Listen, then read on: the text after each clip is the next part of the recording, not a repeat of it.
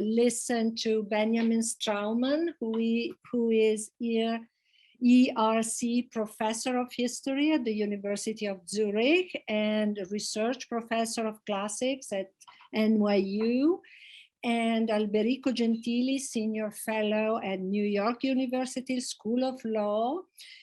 Professor Straumann is an ancient historian and historian of ideas, chiefly interested in ancient political thought and institutions, the history of natural and international law, constitutionalism, and the reception of classical political thought and Roman law in early modern Europe. Professor Straumann is the author of, among many other publications, Crisis and Constitutionalism, Roman Political Thought from the Fall of the Republic to the Age of Revolution, published with Oxford in 2016, Roman Law in the State of Nature and the Classical Foundations of Hugo Grotius's Natural Law, with Cambridge in 2015. Professor Straumann co-edits, together with Nihal Bhutto and Anthony Pagden, the series History and Theory of International Law for Oxford, and with Clifford Endo and Mirko Canevaro is the editor of the first volume of the 5-volume Cambridge History of Rights. So a lot of projects, and Professor Straumann is currently working on a huge research project funded by the ERC on Cicero's theory of justice entitled The Just City. We are very happy to listen to Professor Straumann today. Please join me in welcoming him. Thank you very much for your kind words and for your kind invitation to have me, notwithstanding my almost complete lack of qualifications to speak about the topic. But when I heard about, when I was looking for a pretext to partake somehow, and then I realized that a lot of these attempts, successful attempts at keeping on the theoretical level or on the level of political thought, of keeping women out of politics, that these are usually framed in a language of merit or meritocracy, or deficiency in merit of women. And that then I realized, well, maybe I could contribute something, namely to approach this topic from the point of view of meritocracy in the history of political thought, and that I had actually done some work on. So now I'm trying to, bear with me, I'm trying to share a portion. Oh, yeah, here we go. Can you see this? Yes. Yes, all right. Yes.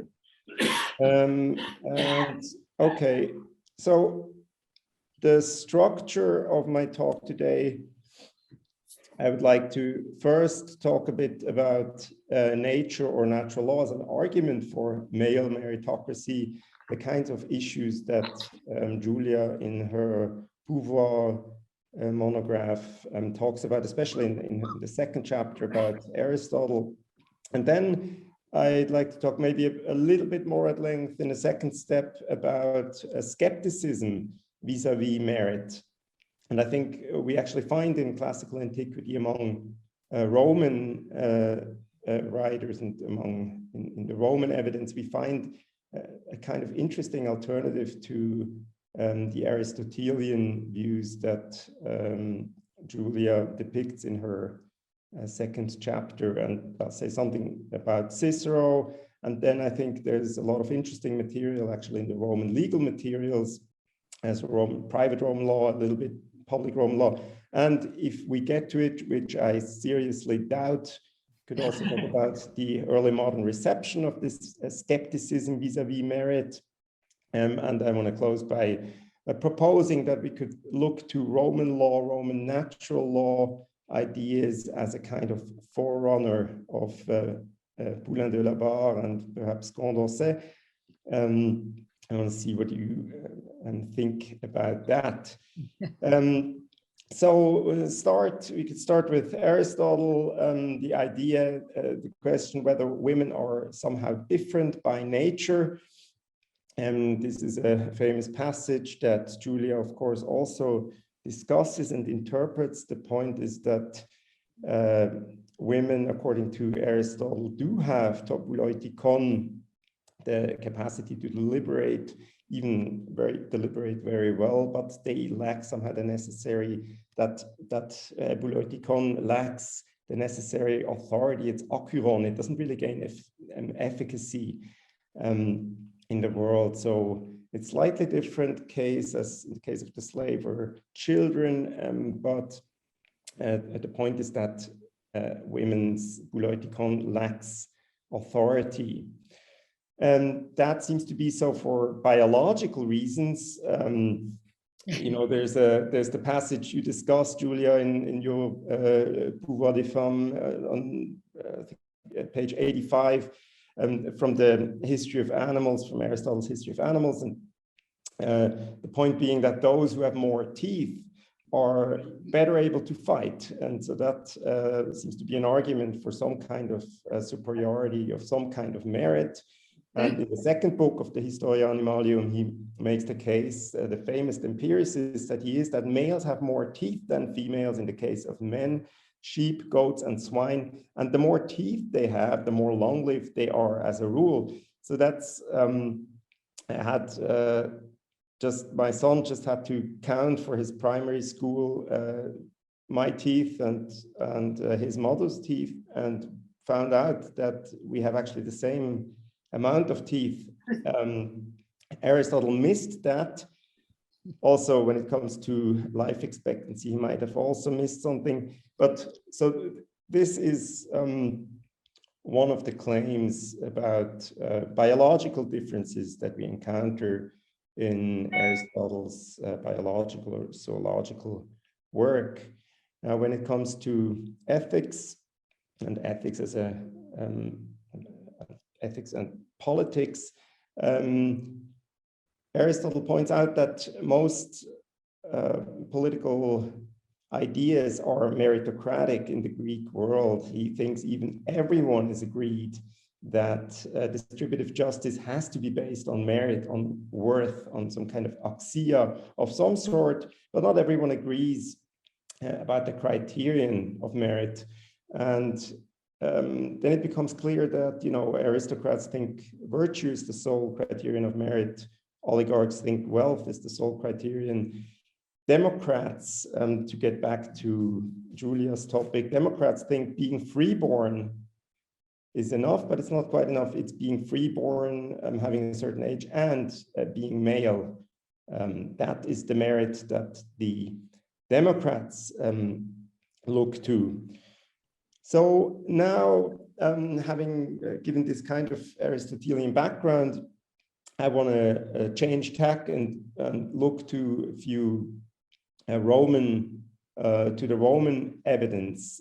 So first, when we look to Cicero, there we do find some, you know, passages where we could say Cicero is in the grip of a similar biological view of differences between men and women, as Aristotle was. We find in De Legibus a claim about the natura feminarum, the nature of women, that goes in that direction. And then in Theophytes on duties, we find the we find a claim that goes in a similar direction. It's here on the screen.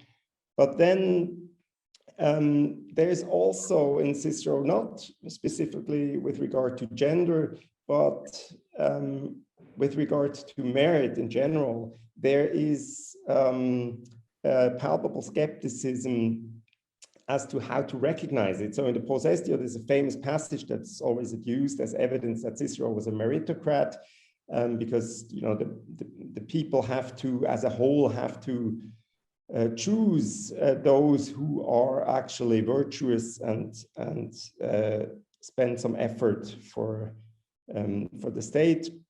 But we also find in his Republic a far more skeptical outlook when it comes to merit, namely the fact that Cicero seems to think, or Scipio, through whom he talks in the Republic in the first book, that there is a problem with recognizing virtue. There's an epistemic issue with how do we find out who has merit, who has virtue. And usually people, especially the many, but no one really seems to be able to do this. And the problem is that, it tracks wealth and property, perhaps descent, birth, but it's very hard to track actual real merit or actual real virtue. So there's a problem with recognizing it. Also, according to Cicero, there is a problem, even if we were to recognize it, there's a problem to do with the stability of merit and virtue. Scipio points out in the first book of the Republic that, even Cyrus, who's elsewhere he's called the most just, Justissimus, King Rex, is tolerable, he's lovable, but even in such a king, in such a virtuous king, there lurks at the whim of a change of his mind, the followerist, the cruelest of all. So there is there's a sense in which Cicero doesn't seem to really trust virtue and merit, even if we were able to figure out who has virtue and merit. So this suspicion of virtue, it's a lack of criteria. That was the first point, and also there is a lack of reliability. But still there's an interest that reason should rule. And so in Cicero we find the idea that it's really, reason can be stored in legal rules and constitutional norms and some sort of underlying use. And that is meritorious, and maybe that should rule, no longer just people. That enters Cicero's famous definition of the state, definition of the res publica in the first book of the Republic. And here it enters it in the form of this criterion for any state. For a state to be a state, there has to be agreement on law, there has to be a juris consensus. He argues for this juris consensus as based on natural law. So Cicero too is a natural law thinker, but maybe this is a kind of natural law that is somewhat different from the kind we find, or some scholars find, in Aristotle. The scholar Jacob Klein gives a reason why it could be different. He thinks that Cicero's natural law is a new kind of natural law because it's no longer eudaimonist. So it's no longer a Stoic kind of natural law, nor is it the peripatetic kind of natural law. It's because the prescriptions of natural law, because they're no longer within a eudaimonist framework, natural law, and the law is now being seen as a source of obligation in its own right. That's in the words of Jacob Klein. I think that is a convincing explanation as far as it goes. And perhaps we encounter here in this new kind of natural law the germs of the kind of Enlightenment natural law Julia describes in her Pouvoir des Femmes, the kind that we see emerge from Poulain de la Barre, in Barbarac's translation of Cumberland, but then especially in Louis de Jaucourt and especially in Condorcet. That's a speculation, and one would have to also show that there's any kind of impact.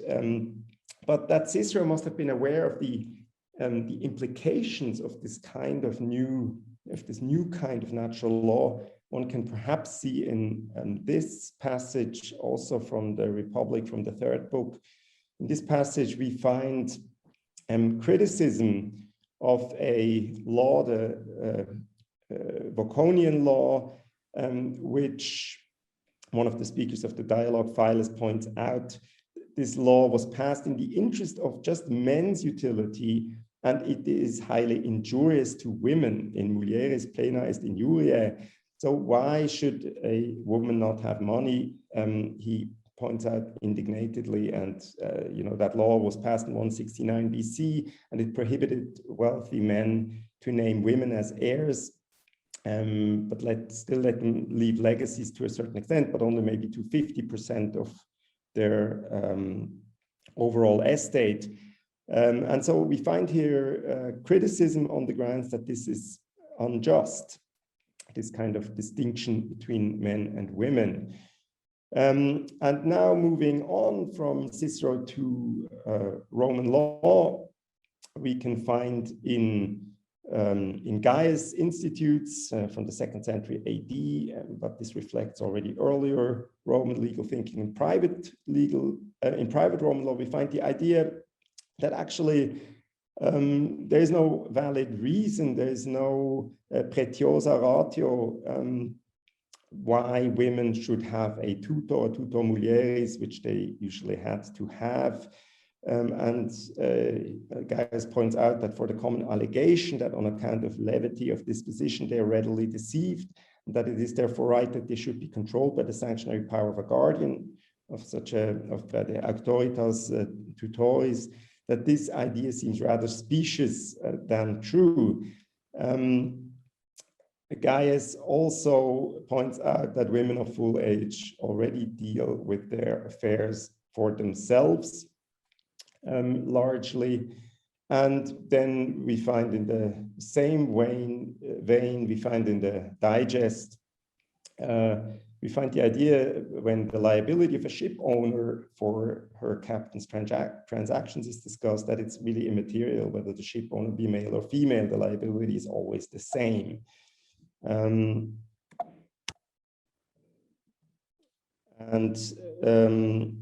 Another piece of evidence would be that in the Digest by Alpian, in his De Verborum Significatione title in the 50th book, he says, it's like modern, sometimes legal text, this expression, si quis, if anyone, that this covers both men and women. So no one should have the idea that only men are meant.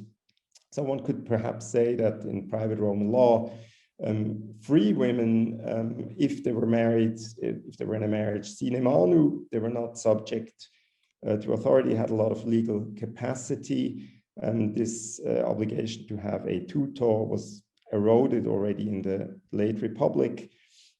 And so there was a kind of legal capacity that is unequal in any European legal system, probably up to the 20th century. When it comes to public Roman law, of course, there is the view holds sway that women are debarred from all civil and public functions, cannot be judges, magistrates, bring a lawsuit, all these things that matter under public Roman law. But even there is a sense that the reason why this is so is actually mere convention. It's simply custom. It is not, it is said women and slaves are prevented by custom moribus, not because they lack judgment, but because it is accepted, because we happen to do it this way, that they do not perform civic duties. So it is not as a matter of natural law or of nature that this is justified. There's actually very precious little in the way of justification. It's admitted that this is mere convention. How am I on time? I'm so engrossed in listening to you. That's good. I just keep talking. Okay. We're fine. Yes. We Yeah. could we could start the discussion, or okay. So I'll skip forward. So I'll skip Hobbes. Yeah. Don't. We are fine. We still have 10 minutes left. Yeah. So in the early modern, I think this fits. So it's again, those who are skeptical of claims of merit tend to have a more sanguine view of gender equality that holds for Hobbes as well. And he's of course extremely sarcastic about any kind of claims about meritocracy that he finds in Aristotle, especially. It's a wonderful passage and very funny, but I'll refrain from going through it. No, don't.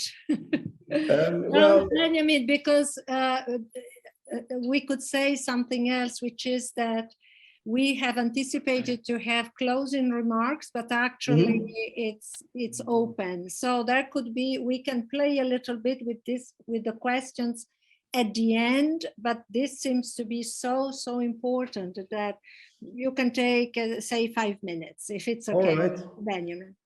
So, the point is that, again, I think if looked at this from the point of view of a kind of long-term history of the idea of merit in political thought, we find in Hobbes this extreme sarcasm about merit, this biting sarcasm. where he says that, I know that Aristotle in the first book of his Politics for a foundation of his doctrine maketh men by nature some more worthy to command, meaning the wiser sort, such as Aristotle thought himself to be for his philosophy, others to serve, as if master and servant were not introduced by consent of men, but by difference of wit, which is not only against reason, but also against experience, for there are few so foolish that had not rather governed themselves than be governed by others. So from natural inequality, which Hobbes does admit exists, nothing in the way of political authority follows. And even if there were such a thing as merit, Hobbes seems to think, and if it could be known, it would not follow that it should be accorded any kind of political authority. Rather, we should probably, for prudential reasons, treat everyone as if they were equal anyways. And then we find an upshot in Hobbes about this inequality of men and women, which is actually the natural inequality that is always maintained, exists, and creates such a deep gap, or that we find in Aristotelian biology, is actually, according to Hobbes, not particularly great. You find this view, this leveling of natural difference in forces, in simply strength. You find this leveling already in De Kive, and you find it again in chapter 20 of the Leviathan. And it's not just bodily strength, it's also prudence then that he adds in the Leviathan as something that that cannot be used as a dividing criterion. If we look to, Julia in her book discusses from Poulain de la Barre this Enlightenment reception and these new ideas about natural law and natural rights that come up in the Enlightenment. In the French Enlightenment, I wanted to look a little bit at the American Enlightenment. And it's interesting that in the discussion of the Philadelphia Convention in 1787, there was a proposal by James Wilson that representation in the lower house in the Congress should be in proportion to every white and every other, so white and free citizens and inhabitants of every age, sex, and condition that should be represented. They're not allowed to represent themselves, everyone. And Wilson didn't think women should be representatives themselves, but he thought they should be represented. They should be counted when it comes to representation. And he reiterates this point later in his lectures on law, 1790, where he gives an account of the criticism that could be leveled at him and the other framers by women who could well be asking, why should not we have a share? Is our sex less honest or less virtuous or less wise than yours? And he grants all this, a bit similar as in the private Roman law, and or especially as in the public Roman law. He grants all this. There's no natural distinction that justifies anything, but then he goes on to doubt whether it would be proper for women to undertake the management of public affairs. So this seems to be on a similar level of convention. It's granted, we just don't do things this way. But as a matter of fact, there's no good argument for not doing things this way. So we could close by saying, what Julia expresses as la nature change de champ. She says that, especially with regards to a little bit to Louis de Jaucourt, some of his entries in the Encyclopédie, and then especially with regard to Condorcet and with Poulain de la Barre as a forerunner. But I was thinking maybe some of these Roman legal conceptions and ideas about Roman natural law, these juridical Roman natural law ideas, that they already could be perceived as a kind of forerunner to Condorcet. And I was also wondering whether there is actually any kind of direct reception, but I simply don't know enough about it to make any claims. So we have a focus on natural law qua law. We saw that as opposed to a kind of eudaemonist Aristotelian virtue ethics. We didn't see this in my slides now, but in Cicero, especially in the first book of De Legibus, there's a strong emphasis on universalism, that the whole humana societas, the whole human society is part of the subjects of this natural law. And there is a claim that this natural law actually generates claims of subjective rights, of individual rights, and that fits, of course, with the kind of legal capacity we saw free women did have under Roman private law.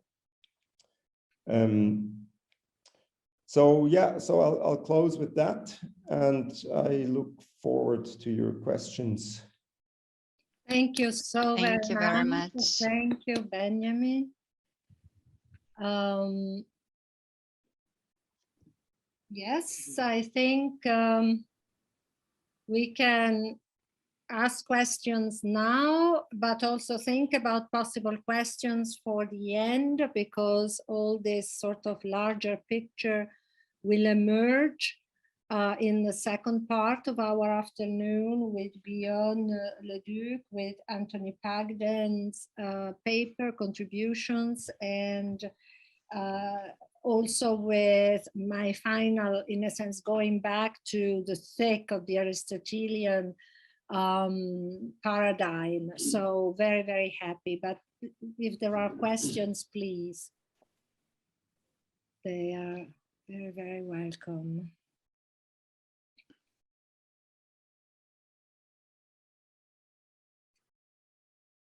I knew that there was a gigantic, abysmal hole in the book, which is the absence of Rome. So now I'm out there. But no, it's extremely thought-provoking what you have said, and we will be able to talk about it, I hope. But perhaps there are questions from the different scholars who are present. I actually have one. Go ahead. I found this talk super interesting, thank you. And I saw that on one slide, women and slaves were mentioned adjacent. So, and it was, I don't remember it exactly, but it was said like, okay, women and slaves don't rule because of natural law, but only because of habit, because we've always done it this way. And that I found that very striking, because I've observed in the feminist and in the post-colonial discourse some parallels, and this is probably simplifying a lot, but I was wondering how women and slaves were treated in Roman law, if there are probably fundamental differences, of course, but yeah, I would like to hear more about this, of this status of women, slaves, female slaves. Yeah. Yeah, I mean, the interesting thing is, can you see that slide? That was yes, I can see it. Yeah, that was the slide, right? I was referring to.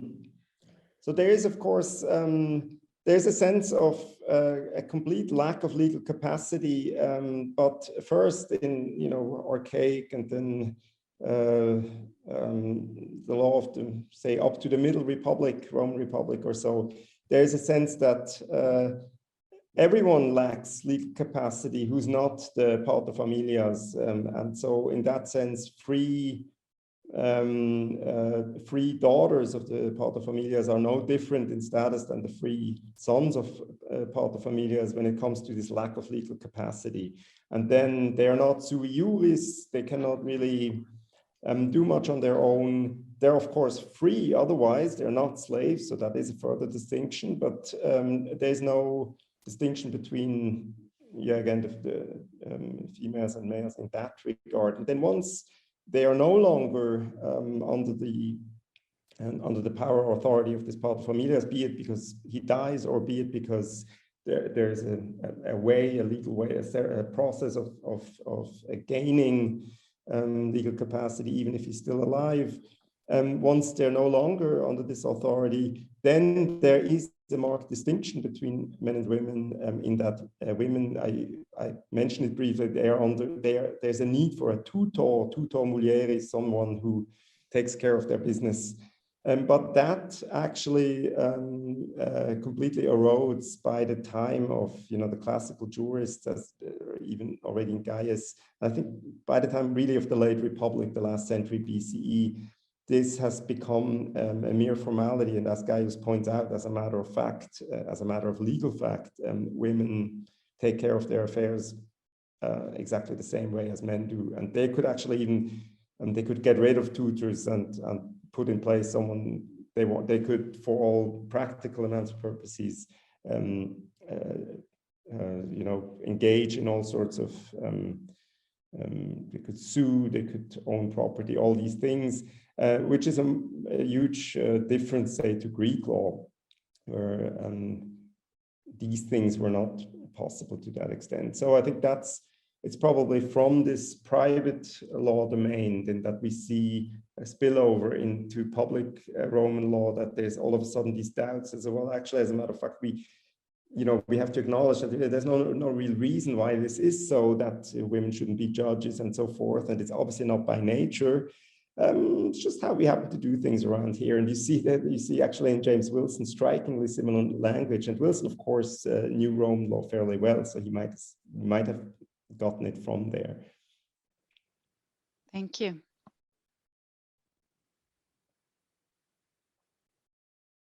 You're muted, Julia. Oh, so sorry.